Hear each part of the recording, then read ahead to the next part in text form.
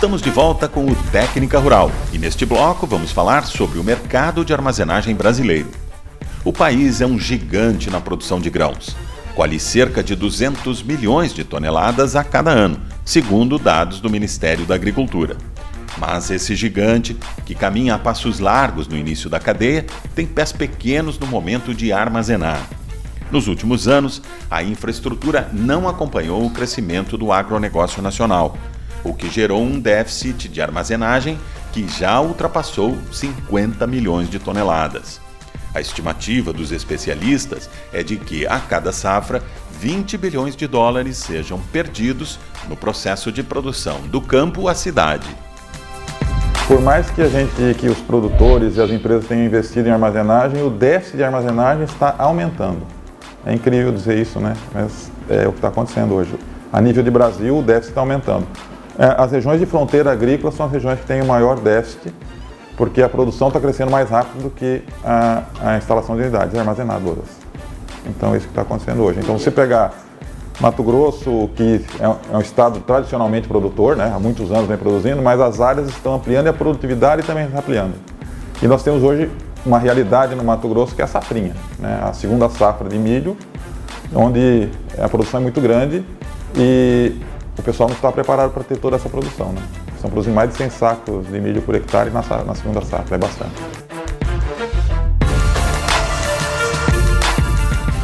O superintendente comercial da empresa conta que um dos principais motivos para o problema é que até 2013 os produtores do país não contavam com um programa estruturado para financiar integralmente os altos custos de unidades armazenadoras. O governo lançou o PCA, né, que é o Plano de Desenvolvimento de Unidades Armazenadoras e Crescimento da Capacidade de Armazenagem, e esse investimento, esse financiamento permitiu que o produtor ou os investidores financiassem a unidade toda, o que não era a realidade anteriormente. Anteriormente a realidade era pagar o investimento ou financiar só equipamentos.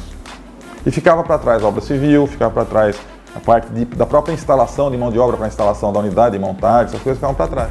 Em torno de 40% a 45% de uma unidade são equipamentos. E daí, os outros 50% a 55% do investimento, né, 55%, 60%, são outras coisas. E não tinha financiamento. Hoje tem financiamento para tudo. A gente sabe que hoje no mercado de armazenagem brasileiro, basicamente 16% a 20% está na fazenda. Isso faz o quê? Faz com que o produtor ele tenha que despachar o seu grão no momento da colheita muito rapidamente. E aí vai acontecer o quê? Os portos vão engargalar, as estradas ficam completamente entupidas de caminhões e aí um ponto interessante é que nós não temos estradas adequadas no Brasil e aí nós temos uma série de problemas que fazem com que o agricultor ou com que o produtor ele tenha um custo elevado em função do alto custo de frete e obviamente que o preço da commodity neste momento da safra nunca é o melhor preço. Então o produtor perde várias pontas, ele tem um custo maior e talvez um preço de venda do seu produto não tão significativo. E aí que a gente defende que aumentar o percentual de armazenagem nas fazendas vai fazer com que o produtor, o agricultor, ele possa enviar ou possa vender ou despachar o seu produto no melhor momento, ou no momento que ele julgue que é o suficiente para capitalizar o seu negócio e ganhar o valor que ele acha que é merecido. E foi justamente por isso que o produtor Ronald Waterkemper procurou investir em silos na Estância São José, localizada em Charqueadas, a 40 quilômetros de Porto Alegre, no Rio Grande do Sul.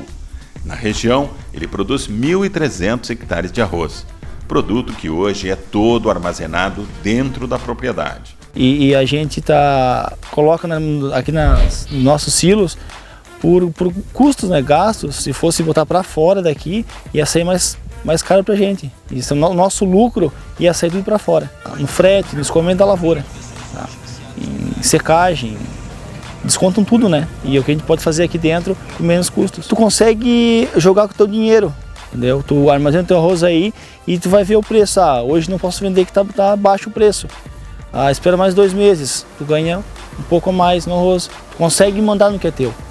A gente seca aqui dentro, deixa guardado e quando vê a época certa e tá no preço bom de vender, a gente vende. Depois que conseguiu colocar em prática todo o processo de armazenagem dentro da propriedade, ele destaca que já consegue lucrar até 30% a mais com os silos. Tira o arroz da lavoura, leva lá para os silos, ele é peneirado, tirado a sujeira, secado nos secadores, vai para os silos e fica na areação. Fica com vento, tocando o vento dele, para não estragar, né? Até a gente vender para o engenheiro que vai descascar, beneficiar, eles levam lá, beneficiam, empacotam e mandam para o mercado. A armazenagem é boa para mim porque eu consigo lucrar em torno de 30% do que eu produzo. Ronald está satisfeito com os rendimentos e agora já pensa em vender o arroz de forma direta e assim tentar ocupar todos os espaços da cadeia produtiva. A ideia veio depois de ter percebido as vantagens obtidas com a armazenagem em silo próprio. Eu penso futuramente beneficiar o meu próprio arroz, ter a minha embalagem para vender pronto já. Plantar, tirar da lavoura, secar e beneficiar e vender pronto. A gente vê que os engenhos hoje que fazem isso, dá para eles, é bom o rendimento deles. Então é isso que a gente vê que nosso lucro está aqui, não lá com eles. Apesar disso, ele reclama da falta de incentivos por parte do governo federal para ajudar no financiamento de novos equipamentos de armazenagem, necessários para o desenvolvimento do setor. Eu acho que o governo poderia dar nós um centro de financiamento, juros mais baratos, mais condições para pagar, para armazenagem, para silos, secadores. Hoje eles querem tem financiamento, mas não tem a longo prazo, entendeu? E para nós isso custa, para pagar isso aí em 10 anos, 15 anos, é pouco. É pouco. Acaba de pagar, tem que começar a reformar de novo. Manutenção.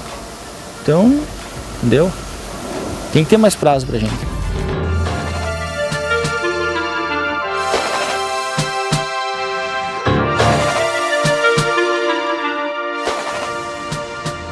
As empresas de armazenagem têm um longo caminho a percorrer, mas este caminho, e aí é importante salientar, não é só das empresas de armazenagem. O nosso negócio, ele funciona e funciona muito bem com taxas de juros atrativas e o nosso produtor, ele depende de uma taxa interessante, porque ele vai fazer um investimento alto, tá? Então se a taxa for adequada, ele se sente mais propício e satisfeito a investir.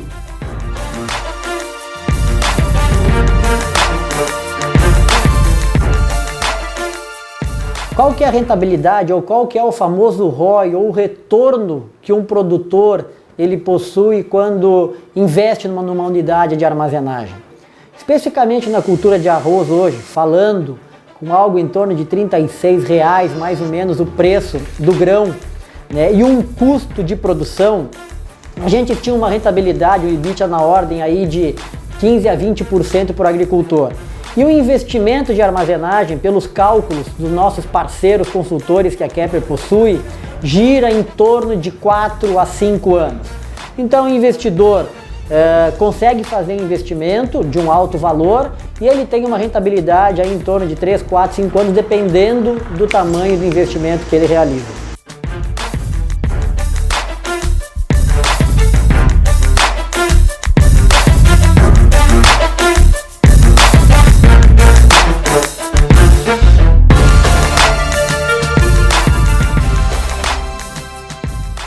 A maioria dos produtores sabe que precisa armazenar a propriedade. Antigamente, lá atrás, não. Hoje já existe essa consciência.